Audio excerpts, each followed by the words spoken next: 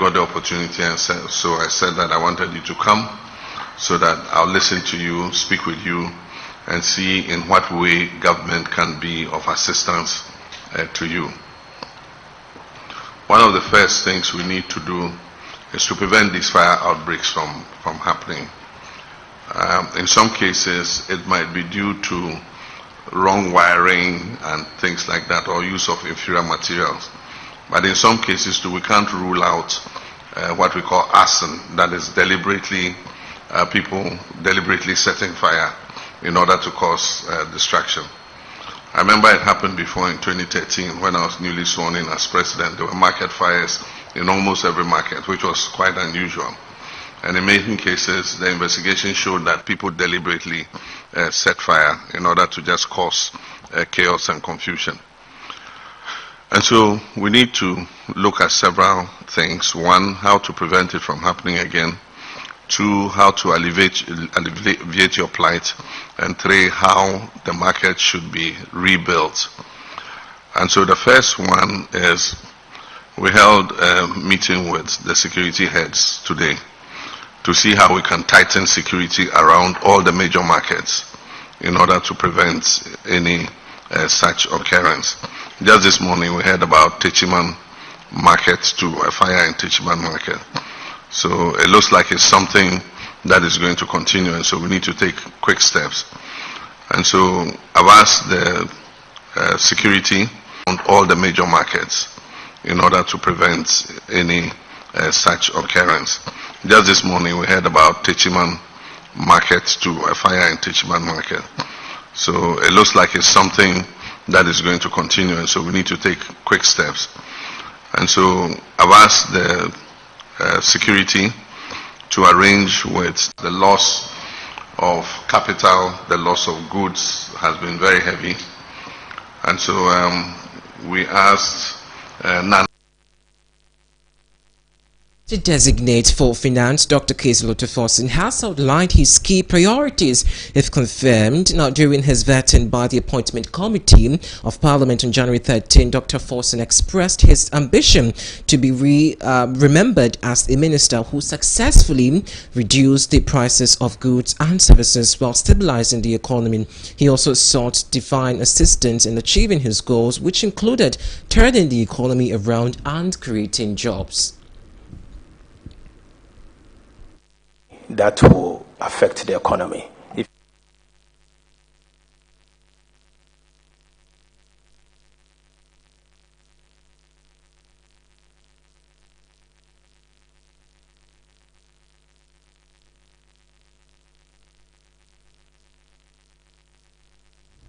Or still on some ministerial nominee and vetting process, Finance Minister designate Dr. Cassiel Otteh-Forson has also pledged to remove both the e-levy and the betting tax in the government's first budget should he be approved. Now, he argued that both taxes hinder economic progress. Specifically, he also pointed out that the e-levy discourages digital transactions and obstructs the country's move towards a cashless economy. On betting tax, he stressed that the tax had not produced the expected revenue and had insisted on the burden the sector without benefiting the broader economy. The Finance Minister designate emphasized that he would work towards a more sustainable and effective tax regime that fosters economic growth while relieving unnecessary burden on the public. Taxes out there are not bringing in the revenue that it should. For example, the betting tax is bringing in less than 50 million Ghana cedis a year. It's a nuisance tax. Scrapping 50 million Ghana cedis will not mean anything in a way that will affect the economy if you are to adjust, particularly from the expenditure side. I mean, the noise with the betting tax and all does not comprehend the imposition of such a tax. And so I believe that scrapping such a tax will not necessarily affect the forward march of the Ghanaian economy. Mr. Chairman, my position on the e-levy is well known. I do not intend to run from it. I've written articles against the e-levy. I championed opposition against the e-levy. I still stand by them. Mr. Chairman, the e-levy is neither a direct tax indirect tax or an excise tax. I don't know how to classify the e-levy as a tax practitioner. Mr. Chairman, it doesn't mean that I do not recognize that the e-levy brings in certain revenue. But the fact remains that the e-levy retards our progress towards a cash-light economy and the fintech. We need to abolish the e-levy. I have said, and I'm on record to have said, that given the opportunity to abolish the e-levy. I want to restate that position, that if approved as part of the first budget, I'll be privileged and I will announce that we will abolish the e-levy as part of our first budget, recognizing my earlier stance and the commitment that His Excellency the President Mahama, said that as part of our 120 days agenda, we will abolish the e-levy. We stand by that, and I can assure you. And now the Member of Parliament for Tano North, Dr. Gideon Boako, has raised concerns about the potential introduction of new taxes by the John Dramani Mahama-led government in response to the removal of the betting tax and e-levy. Dr. Boako's comment follows statement by Dr. Cassiel Ato Forson, the Finance Minister designate, suggesting that the Mahama-led administration would abolish these taxes in its first budget and compensate for the resulting revenue shortfalls by implementing expenditure cuts. Speaking on the intentions by this administration to scrap the levy, Dr. Boako expressed doubt about the alignment of these proposed measures with the fiscal policies agreed upon the International Monetary Fund (IMF). He warned that such changes would disrupt the nation's financial commitments and cautioned that new taxes might not be the best approach to addressing the revenue gap.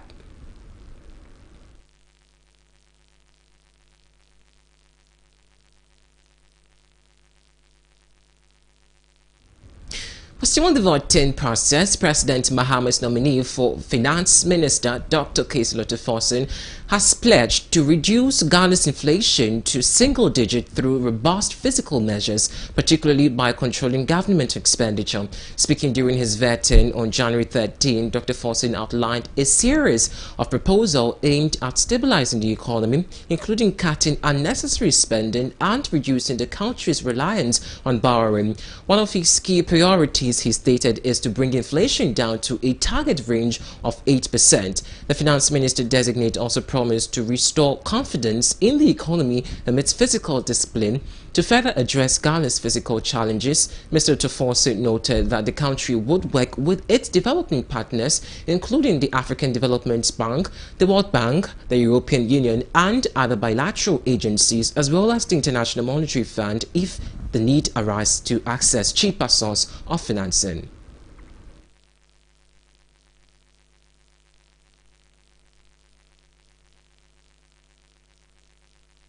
And away from finance, the energy sector debt has surged to $3 billion according to Energy Minister designate John Jinapor. Speaking during his vetting before Parliament's Appointment Committee on Monday, January 13, he highlighted an alarming rise in the sector's liabilities, which he attributed to inefficiency and ineffective management, the ballooning interest on existing debt quoting.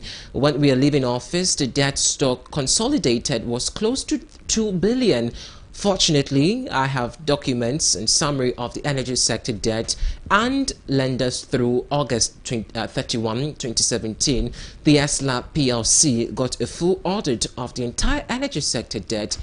I refer to the 17 of documents. The total energy sector liability at the time was 9.4 billion Ghana cedis, and they themselves used to exchange rate of 4.4. If you use this exchange rate of 4.4, the debt had then been removed to $2.1 billion. So let me put on record that as at the time when the debt was validated, the debt was $2.1 billion unquote. Now, Mr. Jinapor stated over there, and he's dismissed claims that the debt was as high as $5 billion, noting that the official public record validated by Parliament pegged the debt at $2.1 billion as of the time.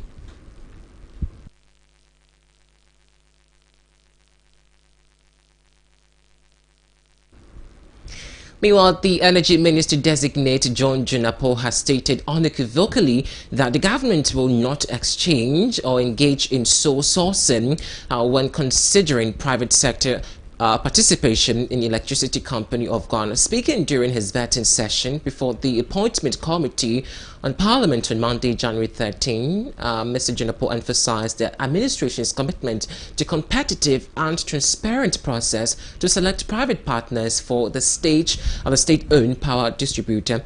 This approach, he noted, is intended to enhance efficiency and improve service delivery and boost investor confidence in the energy sector.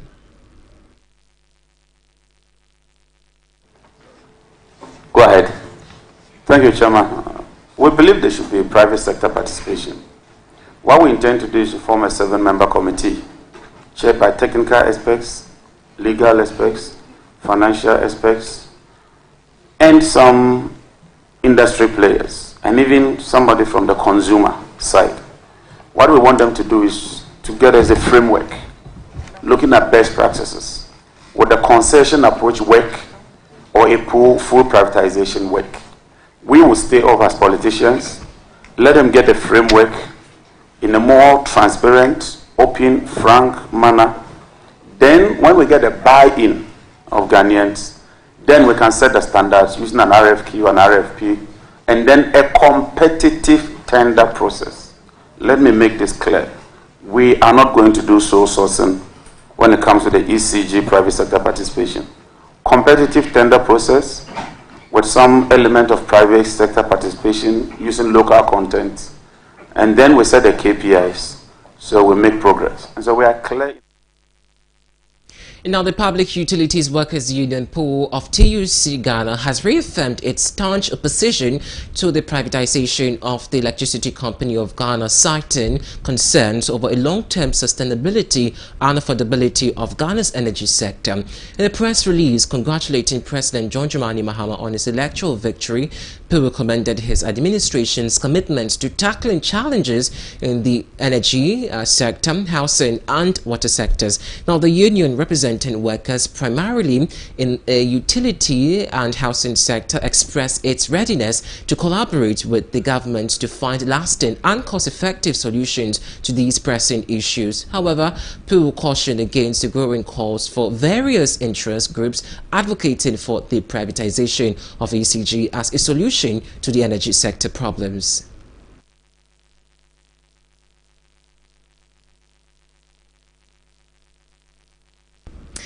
Away from that, an aspiring Metropolitan Chief Executive Officer for the New Job in South Metropolitan Assembly, Stephen Kwame Sewoji, has pledged to drive youth-centered programs to develop the area if given the mandate. Sewoji made this promise when submitting his nomination at the Constituency Party office to express interest in serving as the mayor.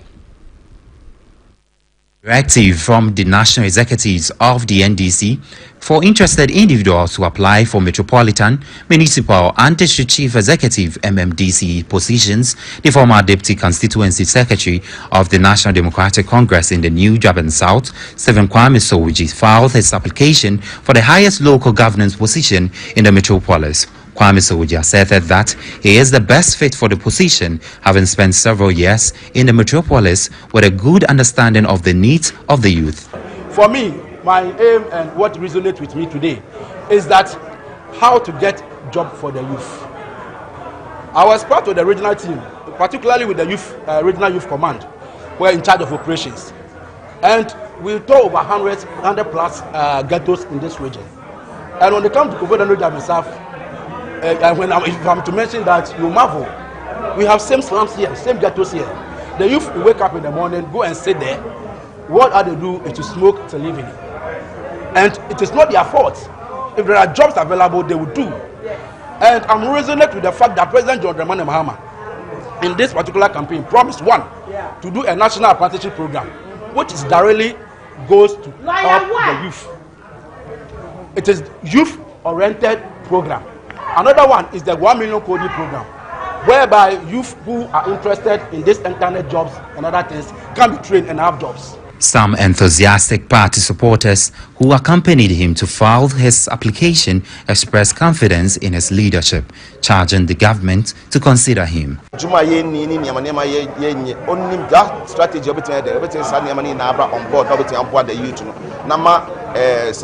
ghetto life never youth if you're not boy youth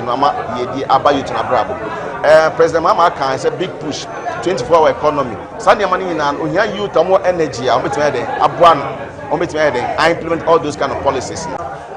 Sawaji nipa yen grassroots ni yepe cause yen ni start yen ne oye ko fo idua base boy aha na ya wo no atete no iso onim ye ha wo sawati ase yen na atina ko mu anti ni ekoyie ni ekoyie na onu no onim iso onu na yen grassroots ni yepe this time around mama ya ati ase say o the yen grassroots na ebebu oman no nti no na yenim ona yepe na yempese ye ba be imposi obi a ewo ye so a yenim no ayen grassroots ni etimi approach sa nipa no. Away from that, the former UK ambassador to Ghana, John Benjamin, has criticized the erection of a statue of former President Nana Addo Dankwa Akufo-Addo, cautioning against such actions during one's lifetime or tenure in office. His remarks follow a vandalism of the Akufo-Addo statue by alleged supporters of the National Democratic Congress (NDC) on January 13, 2025. Akufo-Addo had unveiled the statue in front of Efie Nkwanta Hospital in Sekindi during his thank you tour of the Western region in November 2024. The unveiling drew significant criticisms from residents who questioned the former president's contribution to the region. The recent destruction of the statue has sparked varied reaction in the Western region. While some residents have condemned the act, the NDC has also strongly denied any wrongdoing. And John Benjamin has strongly also condemned this involvement of the vandalism. Well, that's all for the package this morning here on ABC Headlines. I'm Eric Chinibua. For more news, do want to log on to our website, www.abcnewsgh.com. For more content as well, you can visit our YouTube platform for other creative and content that you may have missed on our website. Once again, I'm Eric Chinibua. ABC in the Morning continues shortly after this. Do stay.